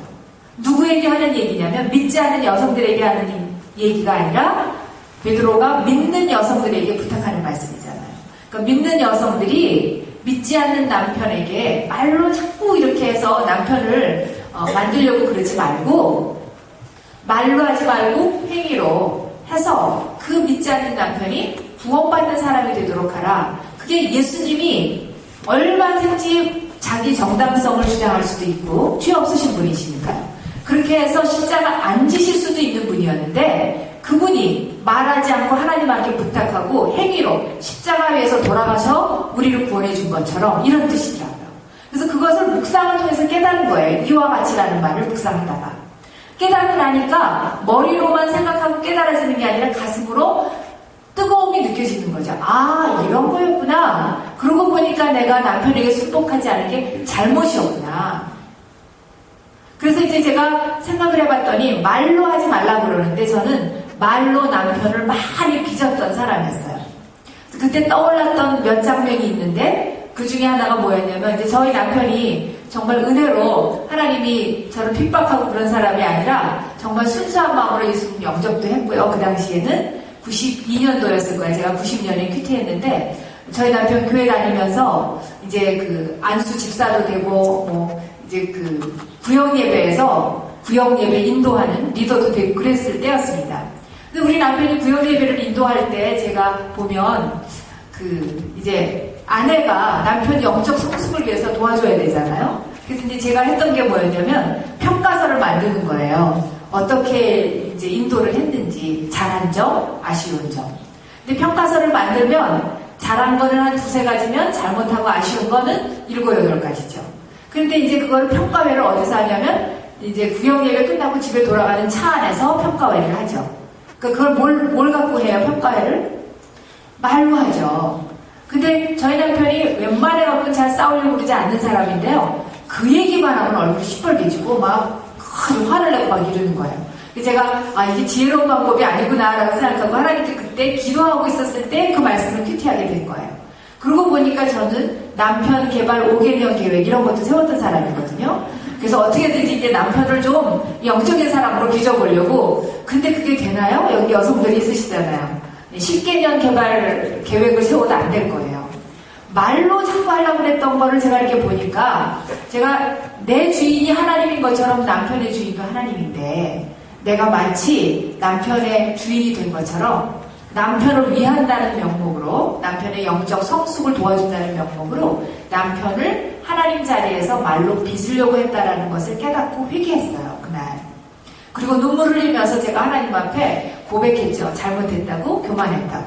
그래서 이제 앞으로는 어떻게 할 거냐면 예수님이 하고 싶은 말이 있으시면 공의로 심판하는 하나님께 부탁한다 그런 것처럼 내가 남편에게 하지 않고 하나님께 말씀하겠습니다. 그러니까 하나님이 저의 남편을 직접 하나님이 바라시는 남편상으로 빚어주십시오. 그리고 기도를 했어요. 그래서 이제부터는 절대로 평가회를 하지 않을 것. 그게 적용이에요. 근데 이제 며칠 있다가 구역예배를 가서 이제 하는데 또 그 말씀을 잊어버리고요. 저는 습관을 쫓아 하나님의 말씀을 쫓아가 아니라 이제 습관을 쫓아 평가서를 또 만드는 거예요. 그 습관이 됐으니까. 그래서 이제 그날도 속으로 참 어쩌면 이렇게 반반치 못하나 뭐 이러면서 이제 그 차를 탔어요. 그래갖고 또 습관을 쫓아 입이 열려갖고 평가회를 하려고 그러는데 그때 이와 마치라는 말씀이 저를 확 붙잡는 거예요. 며칠 전에 그 말씀 앞에서 제가 회개하고 뭐 하나님 앞에 이제는 남편한테 말로 하지 않겠다 그랬잖아요. 그 이유가 뭐였냐면 예수님이 나에게 한 것처럼 이와 같이라는 말씀이 저를 딱 잡으면서요. 제가 습관을 쫓아서 감정을 쫓아서 반응했던 사람이 말씀에 붙잡혀서 말 안 하고 집에 왔어요. 근데요. 하지 말아야 되겠다고 생각하면 더 하고 싶은 거 아시죠? 집에 와가지고 뭐 씻고 정리를 잘라고 그러는데 잠이 안 오고요. 계속 그 말을 어떻게 한번 하고 자고 싶은 거예요. 그래서 두루 넣어갖고 이제 천장을 쳐다보고 제가 하나님 저 오늘만 하고 내일부터 안 할게요. 한 번만 오늘 좀 말할게요. 그러고 있는데 그때 또다시 이와 같이라는 말씀이 저를 붙잡더라고요. 그래서 제가 그날 말 안 하고 베개를 입에다 물고 잤어요. 근데 이제 저희 남편은 나중에 간증하는 거 보니까 제가 어디 아픈 줄 알았대요. 왜냐면 맨날 뭘 하나 하고 나면 이건 어떻고 저렇고 얘기를 하던 사람이 아무 말도 안 하니까. 근데 그런 일들이 자꾸 일어나기 시작했습니다. 저희 남편이 이번에 왜 아무 말도 안 하지? 조금 있다가 또 할지도 몰라. 왜냐면 옛날에 제가 부흥에 많이 쫓아다녔거든요. 근데 부흥에 갔다 와서 한 일주일은 약효가 있어가고요. 제가 거룩한 부인으로 자라는데 한 일주일 지나면 본전이 또 이제 자꾸 나타나는 거예요. 제자리로 원위치로 돌아가갖고 자꾸 잔소리하고. 그래서 이제 또 며칠 있다 또 모르겠구나 그랬는데 안 그러더라는 거죠. 그래서 왜 그러는가 그러고 봤더니 아침마다 일어나고 혼자서 뭐 중얼중얼거리고 찬양도 하고 뭐 이제 그게 바로 큐티를 한다라는 걸 알게 됐어요. 그래서 그 다음부터 저희 남편이 말씀을 붙잡고 제가 큐티하는 그 본문을 가지고 동일한 본문을 가지고 묵상을 하기 시작했습니다. 그것이 이제 20년 전이고요. 그러면서 말씀으로 직접 하나님이 저희 남편을 빚으시니까 제가 바라던 남편상보다 더 훌륭한 남편으로. 그래서 결국은 저 이렇게 라이드 주려고 교회에 쫓아다녔던 사람이 드라이버였잖아요, 그 당시에. 근데 큐티하면서 또 하나님 말씀 주시고 그래갖고 같이 이제 이렇게 저희 남편은 남성 큐티 사역 같이 한 20년 이렇게 하는데 한 10년 전에는 하나님이 또 그 큐티하는 중에 마음에 감동을 주셔갖고 낮에 일하면서 밤에 신학을 하게 하시고 그러다가 목사 안수를 받게 돼서 드라이버가 패스터가 됐어요. 저는 그렇게 삐쩍 마른 그런 나무같이 살아서 저 자신도 힘들었고 그 전에는 저희 남편 무척 힘들게 했던 여자예요. 저는 교양 없이 소리 빽빽 지르고 그렇게 남편 바가지 그런 게 아니라요. 조용하게. 남편을 아주 그냥 힘들게 했던 여자였습니다. 그런데 내가 푸르러지고 열매 맺기 시작하니까 그 그늘과 그 열매로 남편이 살아나고 남편이 하나님의 사람으로 쓰게 되고 또 저희 아이도 마찬가지로 초등학교 5학년 때부터 큐티하면서 저는 그 아들 하나밖에 없는 아이에게 상처도 많이 줬던 엄마였습니다. 근데 그 아이 붙들고 회개도 많이 했고요. 그러면서 우리 아이가 나처럼 종교인으로 살면 안 되겠다. 하나님을 만나고 하나님 말씀을 통해서 자기 하나님을 알고 하나님의 것을 흡수할 수 있는 아이가 돼야 세상에 나가서 대학 때부터는 어차피 떠나잖아요. 그럴 때 이 세상을 이기고 하나님의 사람으로 살아갈 수 있겠다는 걸 깨달아서 그때 이제 초등학교 5학년 때부터 시키면서 저희 집에 원칙이 있었습니다. No 큐티, no breakfast. 아침에 큐티 안 하면 뭐가 없어요?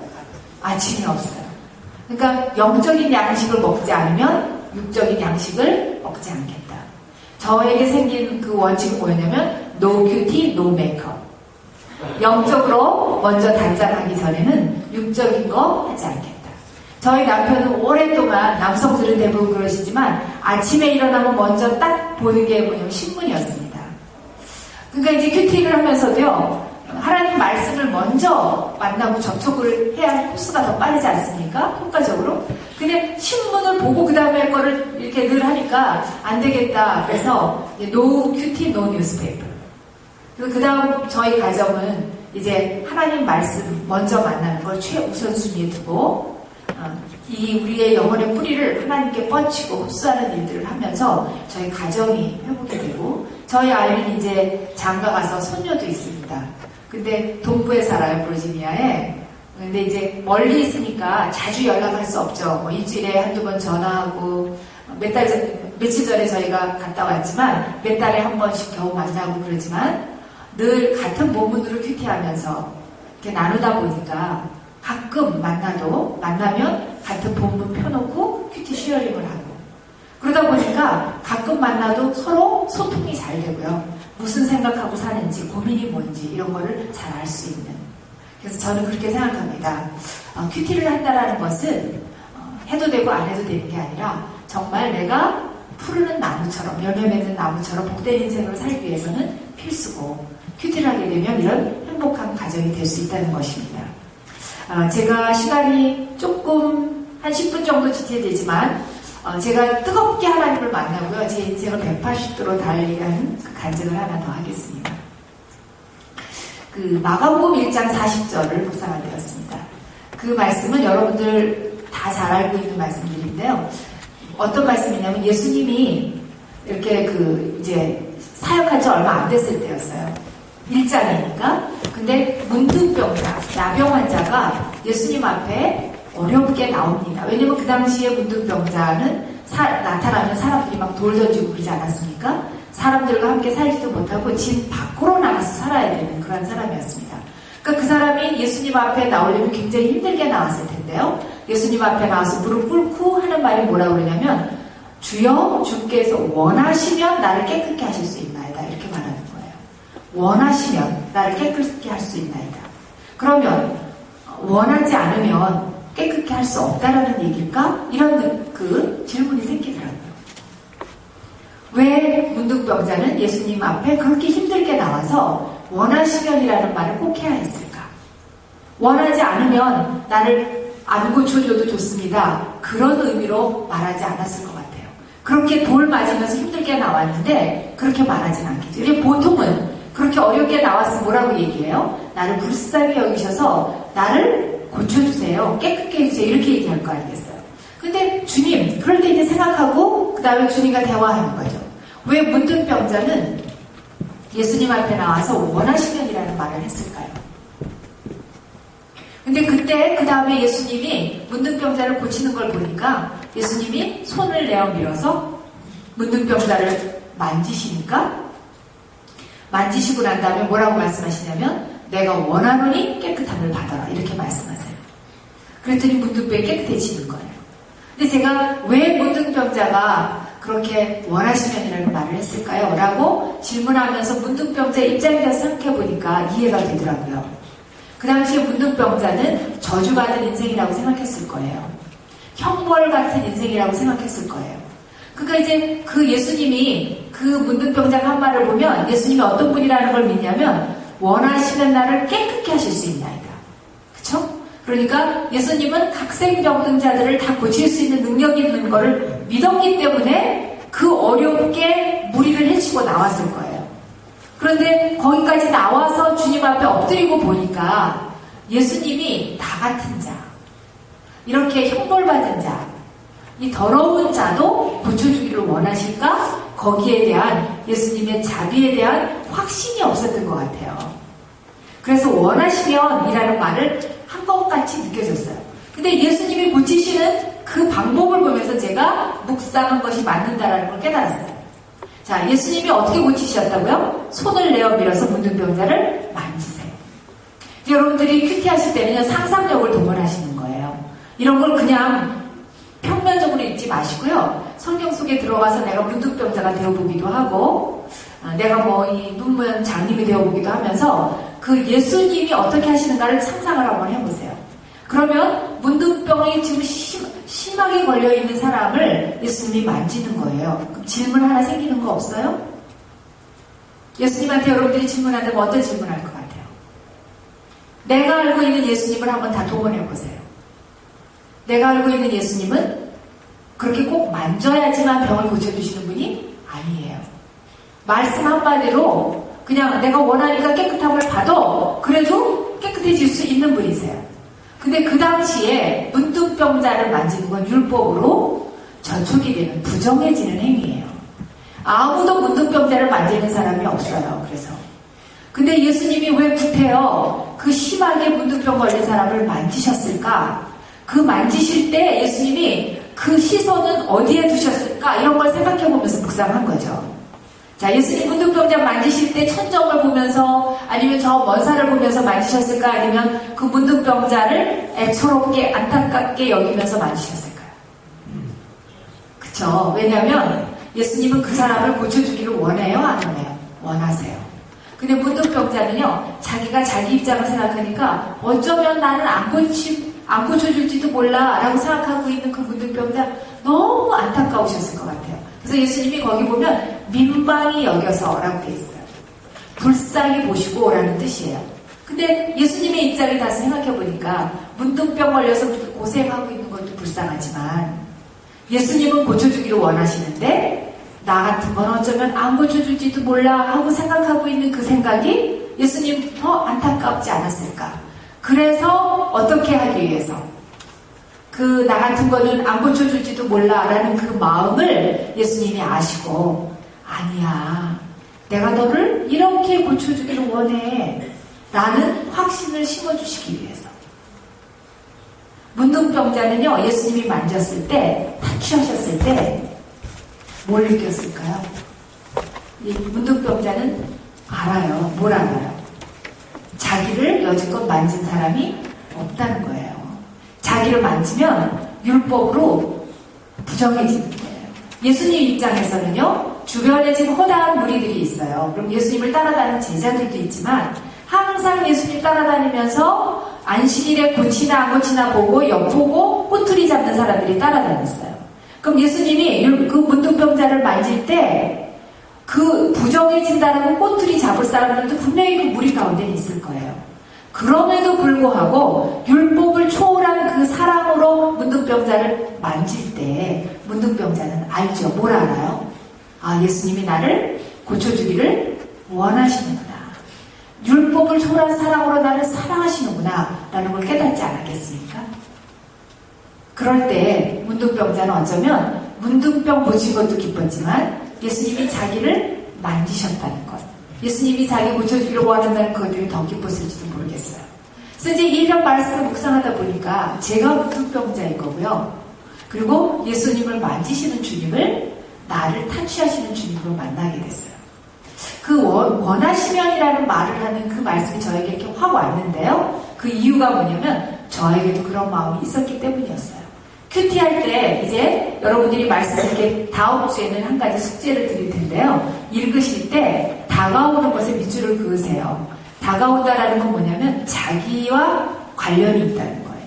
그러니까 저에게는 그런 마음이 있었기 때문에 원하시면이라는 거 예전에는 눈에 이렇게 오지 않았는데 나에게 주시는 말씀이 뭘까 생각하면서 읽을 때 원하시면이라는 것에 이렇게 걸렸던 거예요. 근데 그날 제가 문둥병자처럼 제가 이렇게 자화상이 일그러져 있었다라는 걸 깨달았고요. 주님이 모든 인류를 위해서 돌아가시고 모든 인류의 죄를 도말하시고 구원하셨다는 걸 믿는데 정말 그 주님이 나를 사랑하나? 라는 것에 대해서는 문둥병자처럼 확신이 없었다는 걸 깨달은 거예요. 그게 이제 큐티한 지 한 3년쯤 됐을 때였어요. 저는 큐티하면서 모든 문제가 해결됐다고 생각했고요. 하나님이 나 사랑한다고 생각하고 있었어요. 그런데 내 마음속 저 밑에는 여전히 있었던 것이 하나님의 말씀은 살았고 운동력이 있잖아요. 그래서 혼과 영감이 관절과 골수를 찔러 쪼개기까지 하죠. 그리고 우리 마음의 생각과 뜻을 감찰하시죠. 그리고 벌거벗은 것처럼 드러나게 하시죠. 하나님 말씀이 살아있는 말씀이 제 안에 있는 쓴뿌리가 무엇인지 상처가 무엇인지를 드러내시는 날이었어요. 그 보니까 그날 어떤 것들이 떠올라냐면 이제 저는 이 얘기를 하려면 제 출생에 대한 얘기를 해야 돼요.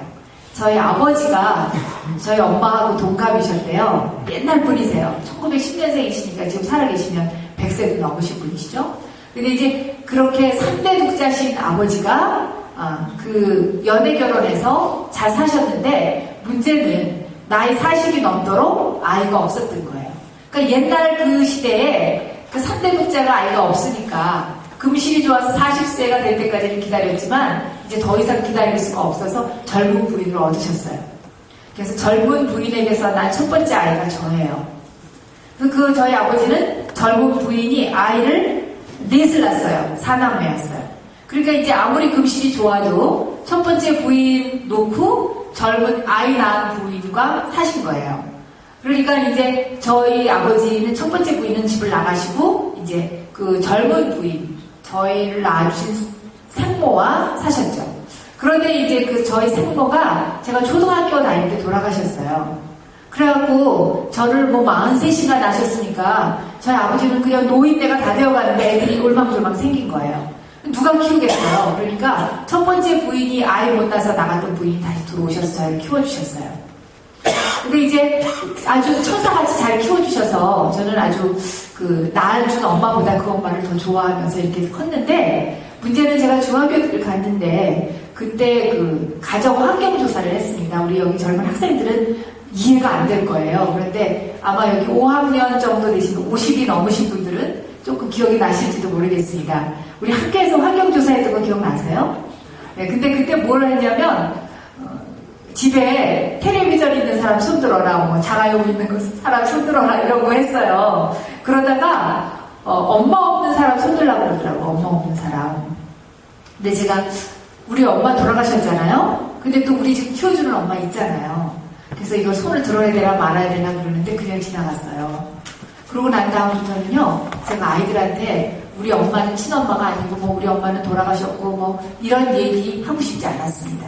왜냐면 그런 얘기하면 아이들이 손가락질 할 것 같고, 그래서 점점 저는 비밀을 가진 애가 되고요. 학교에서는 더 뭐 이렇게 열심히 하고 안 그런 척하고 그러고 이제 이렇게 잘하게 됐어요. 근데 그때 한참 사춘기잖아요. 근데 저희 아버지는 또 이제 늦게 난 딸이 사랑스러워갖고 학교 끝나고 제가 이렇게 도서실 같은 데서 공부하고 있거나 그러면 제과점에서 빵 이렇게 사갖고, 그 당시에는 이제 그런 게 최고 간식이죠. 뭐 제과점 빵 뭐 이런 거 사갖고 학교를 찾아오시는 거예요. 그러면 저기 너희 아버지 오신다 그러면 우리 아버지는 이미 그때 머리가 희끗희끗한 허름한 할아버지였어요. 근데 저는 그때 제가 예수를 믿지 않아서 그랬는지 예수 믿었으면 달랐을지 모르겠는데 그 아버지가 창피했습니다. 아버지를 존경하고 사랑하지만 그 아버지를 창피하게 생각한다는 게 제가 굉장히 마음에 걸렸어요. 그리고 저는 엄마가 돌아가셨는데 그 엄마는 잘 생각 안 나고 지금 나를 키워주고 있는 엄마를 좋아한다는 것도 제가 양심에 자꾸 꺼리낌이 왔어요. 나는 왜 나쁜 아이인가? 나를 낳아준 엄마는 생각 안 하고 이 엄마만 좋아하라. 뭐 이런 복잡한 것들이 어릴 때부터 이렇게 생겼어요. 그러면서 가끔 죽고 싶은 날들이 있었어요. 학교에서 그때는 가정방문이라고 그러죠. 그 신방이 아니라 가정방문. 선생님이 집에 오시는 거예요. 그런 날은요, 선생님이 오시면 제 환경을 다 알잖아요. 그걸 숨기고 싶은데 오면요, 어디 가서 숨고 싶고요, 죽고 싶더라고요. 이제 그러면서 나는 왜 이런 데서 태어났나? 나는 왜 이런 부모 만났나? 아무리 노력하고 발버둥을 쳐도 헤어날 수 없는. 그래서 저는 이 절대자가 있다는 걸 알게 된 거예요. 내가 어떻게 할 수 없는 이런 거를 이렇게 만들어주는 존재가 있구나. 근데 대학 갔는데 친구가 교회 가자고 그래서 그 절대적인 존재가 하나님이라면 하나님께 잘 보여야 되겠다 생각하고 교회 나가기 시작한 거죠. 근데 이제 그렇게 해서 교회를 다니면서 들어오지 않는 하나님의 말씀 들으려고 애를 쓰고 잘 보이려고. 왜냐하면 그 하나님한테 잘 못 보이면 또 나에게서 뭔가 소중한 건 뺏어가고 꿈은 산산조각 될 것 같은 피해의식, 잘못된 피해의식이 생겨서 하나님에 대한 잘못한 이 신관을 가지고 교회를 나간 거죠. 근데 내가 그 대학을 졸업하고요, 이렇게 직장 생활을 할 때 제 바로 밑에가 남동생이었는데 그 남동생이 군대 갈 때쯤 됐는데 여름에 군대 가기 전에 막 놀러 다니기 시작하더라고요. 그러더니 아주 무더운 날 수영하러 갔다가 돌아오지 않았어요. 친구들만 온 거예요. 그러니까 이렇게 수영을 점심을 먹고 물에 들어갔는데 심장마비로 그냥 흘러 떠내려간 거예요. 그러니까 그 소식을 듣고 저희 아버지가 그야말로 그 늦은 나이에 두 번째 부인까지 얻어가면서 아들 낳았다고 좋아하셨는데 다 키운 아들이 그렇게 익사했다는 소식을 듣고요, 기절하셨어요. 근데 그 장면을 보면서 저도 동생이 그런 사건을 만난 것 때문에 기가 막히지만 아버지가 정말 그렇게 기절까지 하시는 걸 보면서 제가 그때 교회 다닐 때였거든요. 어떤 교회 갔는데 어떤 말을 들었었냐면 하나님이 나 사랑한다는 얘기 들었었어요. 근데 그날 제가 하늘을 쳐다보면서 하나님께 제가 따졌어요. 하나님 나 사랑한다면서요. 아들을 십자가에 못 박기까지 사랑한다면서요. 그런데 나한테 왜 이렇게 하는 거예요?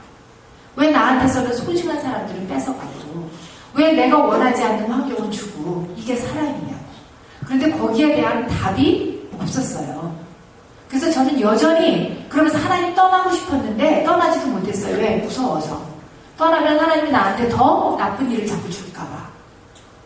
그러면서 그렇게 열심히 뭔가를 했는데도 계속 신앙 행위를 하지만 내 마음에는 내가 정말 하나님의 사랑받는 딸이라든지 그런 시큐어한 그런 것들이 없었습니다. 그래서 이제 큐티를 하면서 제가 조금씩 변화되고 있었지만 마음속 밑바닥에는 여전히 하나님이 나를 사랑한다는 확신이 없는 채 하고 있었는데 하나님이 아시고 그 말씀으로 그날 문둥병자가 바로 나라는 걸 깨닫게 하신 거예요.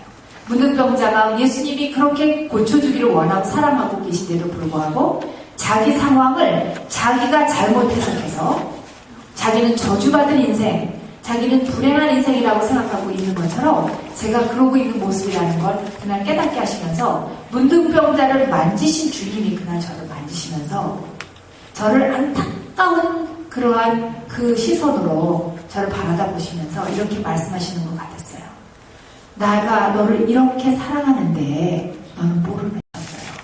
그리고 주님이 저를 타치하시는 그 접촉을 경험하면서 그때 제가 머리로 알고 있었던 십자가의 사랑, 머리로만 알고 있었던 그 이해가 되지 않았던 답이 없었던 그 십자가의 사랑이요 그냥 가슴으로 확 내려오는 거예요. 그러면서 주님이 날 이렇게 사랑하는데 내가 몰랐군요. 그날 제가 눈물을 펑펑 쏟으면서 회개하고 그러는데요. 그거는 윤리도덕적인 죄에 대한 회개가 아니라 하나님의 사랑, 나를 그렇게 사랑해 주시는데 그걸 몰랐다는 거. 내가 나의 삶을 잘못 해석했다는 거. 그래서 그날 회개하고 난 다음부터 그 주님이 나를 사랑한다는 경험을 타치해 주시는 경험을 하고 난 다음부터요. 180도로 인생이 달라지기 시작했어요. 하나님이 나 사랑한다는 확신이 생기고 나니까 주님을 인격으로 다시 만나고 나니까 그 다음에는요. 모든 게 달라져요. 왜 나를 그런 데서 태어나게 하셨나? 나는 나를 골탕 먹이려고. 나는 뭔가 용서받을 수 없는 죄를 가지고 태어난 인생이라고 생각했었어요. 그런데요, 하나님 나 사랑한다고 생각하고 내 인생을 해석하고 나니까 예전에는 저는 다른 사람하고 남다른 환경에서 태어난 것 때문에 다른 사람과 다른 부모 만난 것 때문에 그것 때문에 열등감에 시달리고 비교의식에 시달려서 더 힘들었었거든요. 그런데 그 다음에 보니까 남과 다른 것이 축복이라는 걸 깨달은 거예요. 하나님이 나만을 향해서 하실 일이 있어서 그런 곳에 태어나게 하시고 영적으로 방황하게 하셔서 그 하나님의 이유를 깨닫고 나니까 상처가 치유가 되고요. 그 다음에 그게 사명감으로 승화가 되더라고요. 제가 이 퀴즈 사역을 하면서 수없이 많은 사람들을 만나요. 교회 다니고 있는 여성들 만나는데 7, 80%가 저처럼 하나님 사랑 받으면서도 그것을 모르고 확신을 갖지 못하고 그래서 일그러진 자아상을 갖고 살고 있고요. 그래서 그냥 핍절의식을 갖고 살고 있고 불행하다고 생각하고 살고 있는 거예요. 그러면서 겉으로는 아닌 척하고 살고 있는 거예요. 이런 분들을 만나면서 그분들이 큐티할 수 있도록 도와줄 때 제가 이런 이야기들을 40년 동안 하지 않았던 이야기예요. 저는 이거 수치스러워서요. 비밀로 다른 사람한테 얘기 안 했어요. 대단한 거 비밀이 아니잖아요. 근데 저에게는 굉장한 이슈였어요. 그 상처라는 게 그렇죠. 남들이 볼 때는 아무것도 아닌데 본인에게는 큰 거예요. 근데 요즘에 얼마나 이 가정의 문제들이 많습니까? 우리 여기 학생들도 있고 그러지만 제가 코스타라는 유학생 그 수련회를 가보면 유학 와 있는 학생들이 눈물 펑펑 흘리면서 자기네들 상처 얘기해요. 지금은 엄마 아빠가 디볼스되어 있는 가정들도 많고 이 굉장히 힘든 가정들이 많잖아요. 그런데 제가 이런 이야기를 이 진리를 깨닫고 나니까 이게 수치가 아니라는 걸 깨닫고 오히려 이게 자격증이라는 걸 깨닫고 사람들한테 얘기하기 시작했거든요. 그래서 그 학생들에게 가서 내가 이런 얘기를 하면서 하나님의 사랑이 내가 얼마나 바보같이 모르고 있었는데 그 힘들고 어려운 환경이 사랑 안에서 주신 게 아니라 사랑하기 때문에 준 것이다. 그것이 나를 향한 하나님의 설계도였다. 그러니까 다 다른 사람들과 다른 독특한 하나님만의 뜻이 있다. 그런 이야기들을 하게 되면 그들도 눈물을 흘리면서 하나님의 사랑이 뭔가를 알게 되고 깨닫게 되는 그런 일들을 하세요. 그러고 보니까 저에게는요 힘들고 어려웠지만 하나님 말씀을 통해서 내 인생을 해석하고 나니까 사역할 수 있는 자격증이 된 거예요. 그래서 많은 사람들이 회복이 되고 시냇가에 심은 나무처럼 열매 맺는 사람들로 변화되는 일들이 일어나기 시작했어요. 그래서 이것은 저의 가정만 저만이 아니라 이제 저 말씀과 접촉하는 사람들 또 저와 접촉하는 사람들이 그렇게 새로 살아나고 새롭게 되고 그런 사람들이 계속해서 늘어나고 있습니다. 그래서 이제 여러분들에게 오늘 큐티하는 방법까지 조금 들어가려고 그랬는데 시간이 좀 지체되어서 늦게 시작해서 15분 늦게 끝난 건 이해하시죠? 제가 3시까지인데 3시 15분까지 하는 걸로 하겠습니다.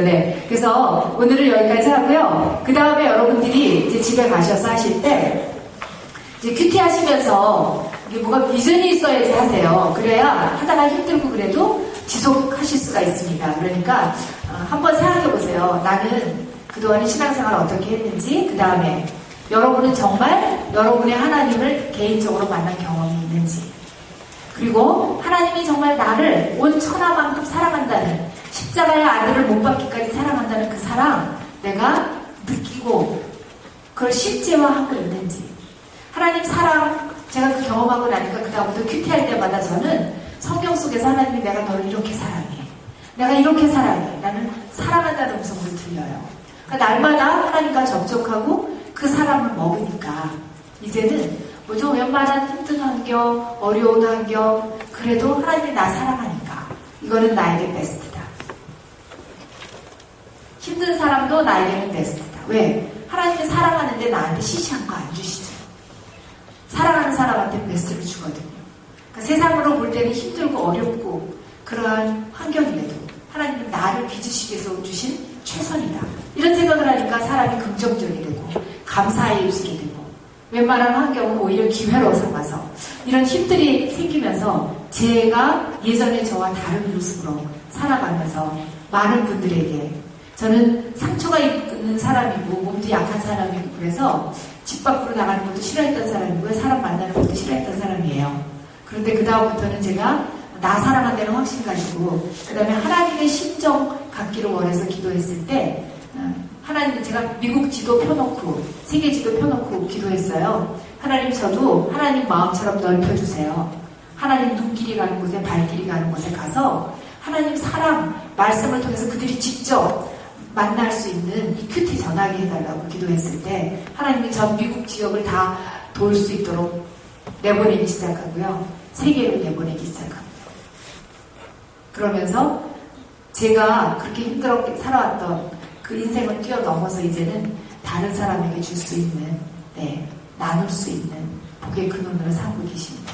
저는 저만이 그럴 수 있다고 생각하지 않아요. 저는 많은 수없이 구름같이 허다한 증인들이 있습니다.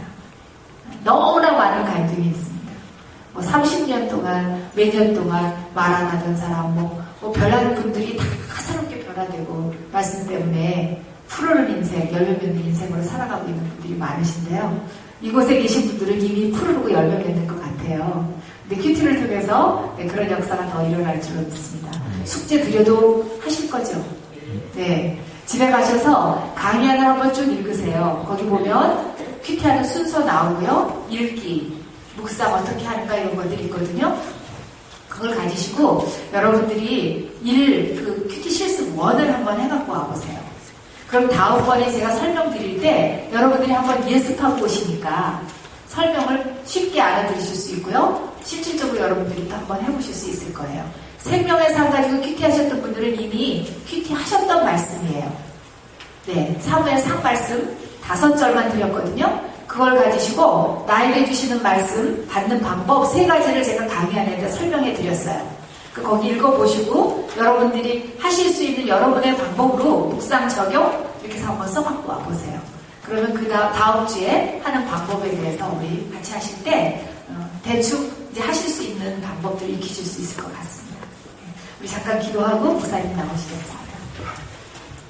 우리 마음, 이 가슴에 한번 손 얹어보시죠. 여러분 교회 얼마나 다니셨는지 저는 모릅니다. 그런데 한번 오늘은 이제 우리 3월도 다 갔습니다.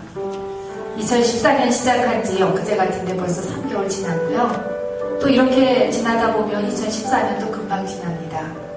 그러다 보면 어느 날 우리 주님 앞에 서게 될 거예요. 교회 안 다니는 것보다 다니는 게 좋죠. 이제 여러분들이 교회 다니시고 아까 시내가에 다 심겨졌다고 고백하셨는데 하나님 자녀 되고 하나님 백성 됐습니다. 복 받으실 분들이세요. 근데 그걸로 끝나는 게 아니라 복 받은 사람이 해야 될 것이 무엇인가? 우리에게 주신 영혼의 뿌리 세상에만 뻗치지 말고 이제는 그렇습니다. 내가 하나님 말씀에 뻗치겠습니다. 그리고 하나님 말씀을 통해서 하나님 만나겠습니다. 그동안 하나님 만나지 못하고 접촉하지 못하고 교회 마당만 밟고 다닐 수도 있었고요.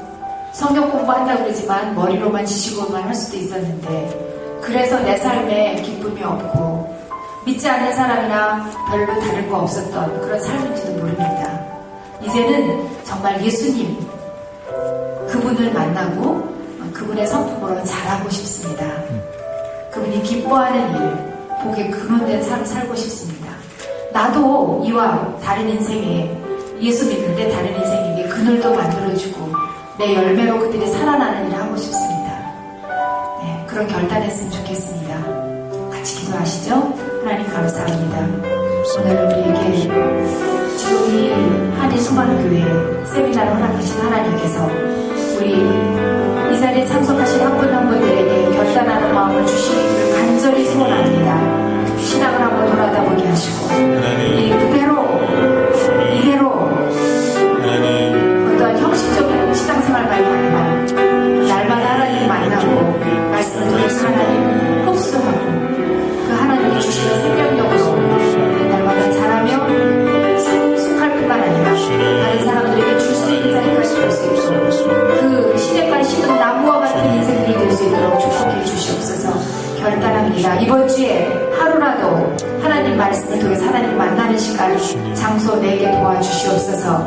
그래서 다음 시간에 왔을 때 그 방법을 잘 익힐 수 있도록 준비시켜 주시옵소서. 인도해 주실 줄로 믿고 감사하며 예수님의 이름으로 기도합니다. 아멘. 수고들 많으셨습니다.